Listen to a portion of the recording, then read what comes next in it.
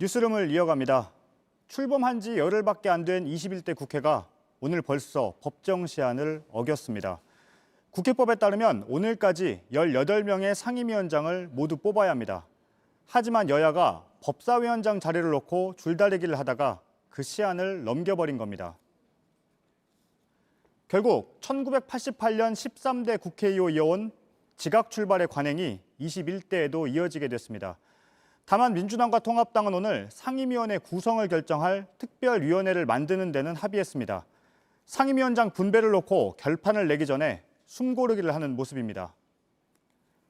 국회를 연결합니다. 박소연 기자, 결국 21대 국회도 시작부터 법을 못 지키네요.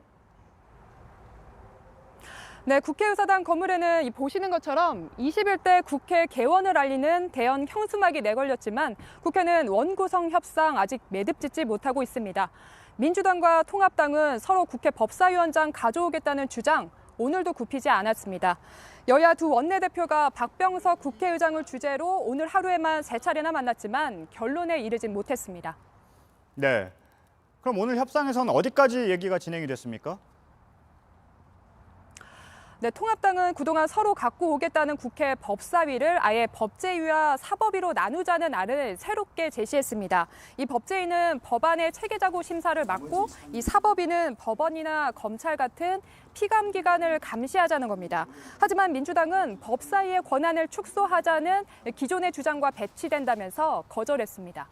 네, 그런데 이렇게 법사위원장 문제가 여전한 상태에서 상임위원 구성을 위한 특위만 꾸리는 건 결국 시간을 버는 거 아닌가요? 네, 그렇습니다. 그래서 오늘 국회 박병석 국회의장이 오는 10일 금요일까지는 법사위원장 문제도 결판을 내라고 못 박았습니다. 여야 두 원내대표에게 다시 나흘의 시간을 준 겁니다. 이때까지 여야가 국회 상임위원 선임 문제를 합의해서 가져오라고 재차 주문했습니다.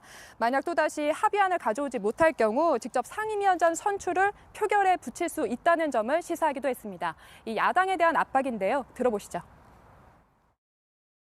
오늘은 국회법이 정한 원구성을 마치는 날입니다. 지키지 못했습니다. 원구성의 문제는 이제 더 이상 논쟁의 문제가 아니라 선택과 결단의 문제라는 생각을 가지고 있습니다. 네, 박 기자, 한 가지만 더 질문을 하죠. 혹시 이 시간 동안 극적인 타결 가능성도 있습니까? 네, 앞서 여당은 오전까지만 해도 준법국회, 준법 개헌을 강조하면서 국회 상임위원 구성 강행 의지를 보였습니다. 그러나 국회의장의 중재에 따라서 시간을 갖고 협상하기로 하면서 정면 충돌은 일단 피했다는 분석입니다. 여당은 거대 여당이 독재를 한다. 이러한 일각의 비판을 의식한 듯 야당에 시간을 더 주는 모양새를 취한 것으로 보입니다. 통합당도 여당이 법대로 표결에 붙여 상임위원장을 선출할 경우 이 의석수에 크게 밀려서 모든 위원장을 빼앗길 수 있다는 점을 고려해서 출구 전략 찾기에 나설 것으로 보입니다. 네, 국회에서 박소연 기자였습니다.